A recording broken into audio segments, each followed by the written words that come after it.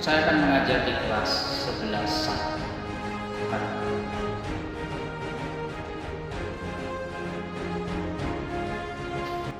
Pagi Pak Ben. Pagi Pak Ben. Pagi. Hai. Iya. Selamat makan. Yuk. Yuk.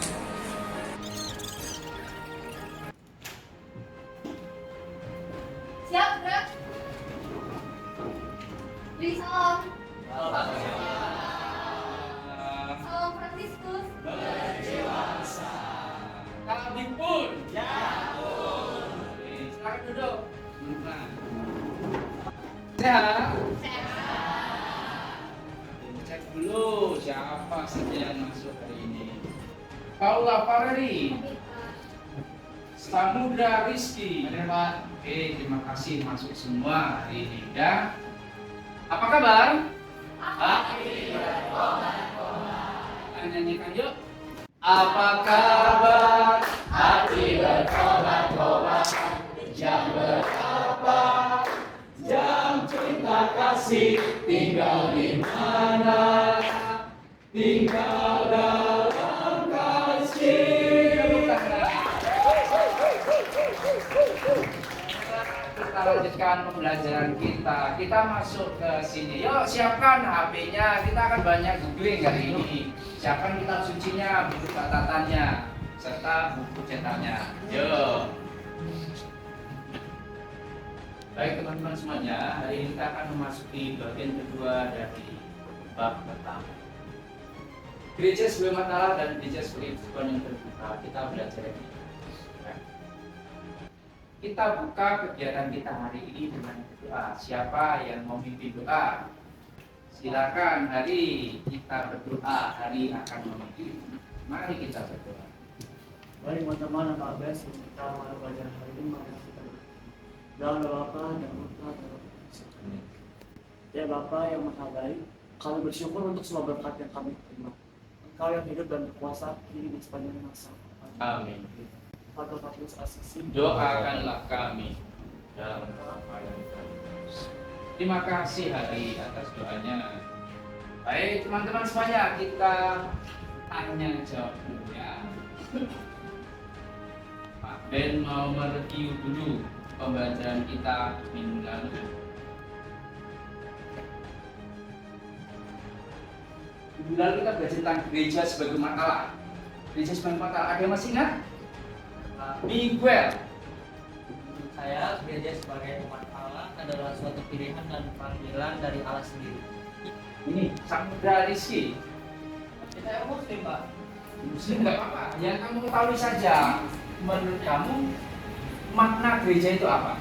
Makna gereja itu menurut saya itu gereja itu adalah gedung tempat berdoanya orang Katolik. Gedung tempat berdoanya orang Katolik beribadah. Betul, benar sekali. Lanjut. Ciri jemaat perdana minggu lalu kita membaca kitab suci, berkumpul dalam kelompok. Ada yang masih ingat ciri jemaat perdana? Boleh, Sapi, silakan. Jadi jemaat perdana itu tercantum dalam Kisah Para Rasul bab 2 ayat 41 sampai 47. Ayat 46, bertekun dan dengan sehati mereka berkumpul tiap-tiap hari dalam bait Allah. Wow, lengkap sekali. Tangan untuk selfie. Panjang diingat. Terima kasih selfie. Pernah mendengar istilah dokumen Abu Dhabi? Yang Katolik? Abu Dhabi. Coba googling Abu Dhabi itu apa?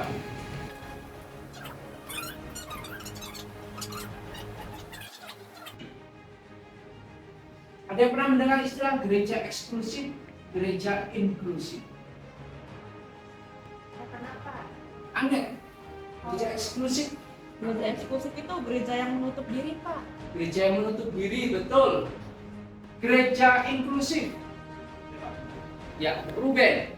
Nah, inklusif itu gereja yang terbuka. Gereja yang terbuka maksudnya Itu mau berdoa. mau berbaur, mau berdialog dan bekerjasama dengan pihak manapun. Terima kasih Ruben. Tujuan pembelajaran kita di bagian kedua ini apa? peserta didik mampu menilai gereja sebagai persekutuan yang kedua sehingga pada akhirnya mampu bersyukur. Oke teman-teman, hari ini kita akan menerapkan metode belajar STAD yang panjangnya dari Student Team Achievement Division. Apa ini? Ini artinya divisi prestasi tim siswa.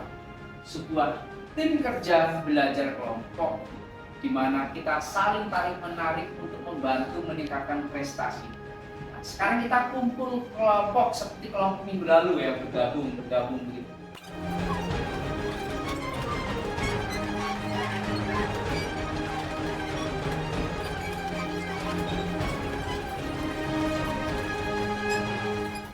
Apa yang akan kita lakukan dalam kelompok?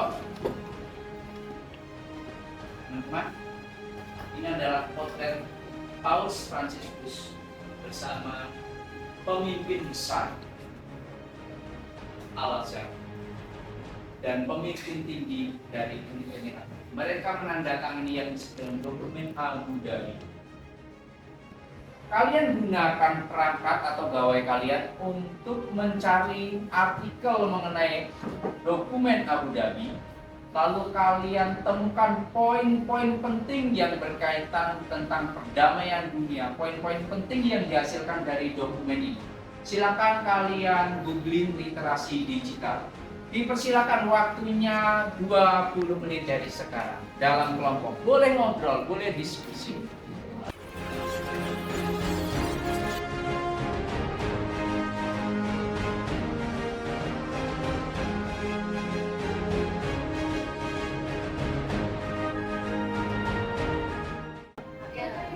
Bagaimana? Ada kesulitan dalam ya?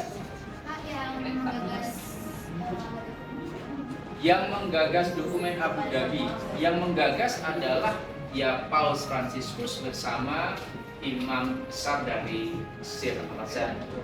Mereka berdua yang menggagas, dan tentu ini mewakili seluruh umat manusia di dunia untuk membuat semacam dokumen kesepakatan tentang perdamaian. Oh, ada lagi? Kenapa harus diarah, Pak? Kenapa harus diarah? Baik.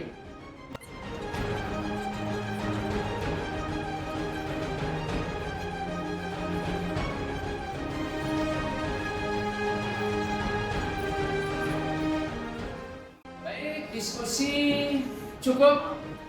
Kita masuk ke presentasi dalam kelompok. Ke pertanyaan yang pertama dulu. Mengapa dokumen ini dianggap sangat penting dari kelompok mana? Saya Pak, Silakan dari kelompok 3, Satrio. Jadi menurut kami ini dokumen itu penting karena menjadi tonggak sejarah perdamaian antara sesama umat manusia. Betul sekali, dokumen ini menjadi tonggak sejarah bagi perdamaian seluruh umat manusia. Dari kelompok mana lagi yang mempresentasikan? Silakan. Evan. Jadi dokumen ini penting karena dokumen ini merupakan panggilan rekonsiliasi seluruh umat beriman sehingga semua orang dapat memperoleh keselamatan dan bisa membangun perdamaian dunia. Betul sekali. Dokumen ini merupakan panggilan, seruan rekonsiliasi bagi seluruh umat beriman, bukan hanya orang Muslim dan orang Katolik, tapi seluruh umat beriman. Panggilan rekonsiliasi bagi seluruh umat manusia yang beriman. Terima kasih. Yang kedua, apa kaitan dokumen ini dengan gereja sebagai persekutuan yang terbuka? Ada yang mau menjawab? Saya Pak. Silakan Renaldi dari kelompok 1. Nah, berdasarkan diskusi dengan kelompok kami, nah kaitannya adalah dokumen Abu Dhabi memuat semangat dan spiritualitas yang terbuka untuk bekerjasama dan berdialog dengan yang berkehendak baik. Nah, selain itu, hal yang sama pula menjadi dasar konsep gereja sebagai persekutuan yang terbuka. Terima kasih Renaldi, betul sekali. Yang menjadi semangat dan spiritualitas dokumen Abu Dhabi pun pula yang menjadi semangat dan spiritualitas dari konsep gereja sebagai persekutuan yang terbuka. Nyambung. Yang ketiga, jawab setuju atau tidak setuju. Sebagai anggota gereja, apakah kamu setuju bahwa gereja harus terbuka? Setuju. Yang setuju harus tertutup, tunjuk tangan. Balik ke zaman batu. Kita harus terbuka, harus rela berdialog, rela bekerjasama dengan semua pihak yang ada di dunia. Oke? Oke, kita lanjutkan. Ternyata relevan apa yang sudah dihidupi Majalah Perdana dengan sikap hidup kita saat ini yang menghayati gereja sebagai persekutuan yang terbuka. Bahwa cara hidup umat perdana memberikan kita dua kesadaran bahwa kebersamaan dalam persekutuan itu penting. Contoh, minum bersama. Jadi di kelas ini ada Pak Ben lihat ada yang berbagi botol, makanan, minuman. Jangan duduk dulu, tetap saling berhadapan. Kan agak ngantuk nih, badannya kurang enak. Sekarang pegang pundak temanku yang di depanmu. Pijit kecil-kecil, 1, 2, 3, dipijit kecil-kecil.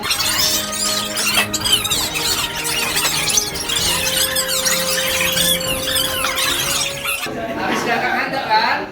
Oke, silakan duduk kembali, kita teruskan pelajarannya.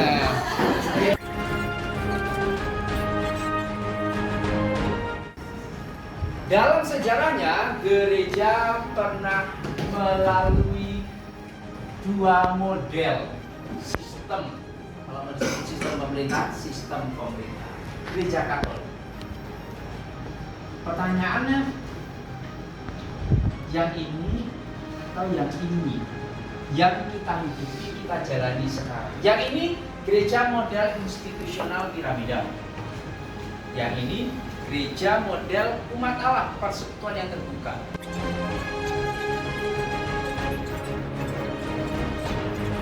Teman-teman semuanya, setelah kita selesai membahas segala hal mengenai gereja sebagai persekutuan yang terbuka, ada banyak yang sudah kita bahas tadi. Mari kita simpulkan bersama hal-hal apa saja yang bisa kita petik dari pelajaran kita ini. Ada yang mau membantu Pak Ben kesimpulannya? Silakan, Ilen. Jadi dokumen Abu-Dhabi ini merupakan tonggak sejarah baru buat gereja untuk dia membuka diri berdamai dengan umat agama lain. Baik, benar. Dokumen Abu Dhabi menjadi tonggak sejarah bagi dunia untuk merangkai perdamaian antar sesama manusia. Oke. Ada lagi? Silakan, Loperdin. Menurut saya, gereja sebagai persekutuan terbuka itu harus selalu siap untuk berdialog dengan agama dan budaya manapun. Betul sekali. Gereja yang terbuka, dia harus siap berdialog dengan agama dan budaya manapun. Silakan, Clara. Gereja menjadi tanda dan sarana keselamatan dunia. Betul, gereja yang adalah sakramen, dia harus mampu menjadi tanda dan sarana keselamatan bagi dunia. Hari ini kita akan melakukan asesmen. Pak Ben mau mengambil penilaian atas pelajaran kita hari ini. Hasil penilaian akan Pak Ben gunakan untuk mengukur apakah kemampuan itu meningkat dari asesmen yang minggu lalu dengan yang hari ini. Halo. Hai. Halo. Teman-teman semuanya, kita sudah selesai. Asesmen sudah, belajar sudah. Kita sampai di penghujung. Siapa yang memimpin doa hari ini? Boleh, Meme silakan memimpin teman-temannya ke dalam doa. Baik teman-teman, sebelum kita mengakhiri kegiatan pembelajaran hari ini, mari kita berdoa bersama-sama. Dalam nama Bapa dan Putra dan Roh Kudus. Amin. Ya Bapa yang Maha Kasih, kami bersyukur atas berkat-Mu yang sungguh agung dan mulia. Dalam nama Bapa dan Putra dan Roh Kudus. Amin. Oke teman-teman, pelajaran kita hari ini cukup, tapi pun ya. Sampai ketemu minggu depan. Hati-hati di perjalanan, jangan ngebut-ngebut. Kemudian sampaikan salam dari Bapak Ibu kedua orang tua kalian. Salam Fransiskus berjiwa besar.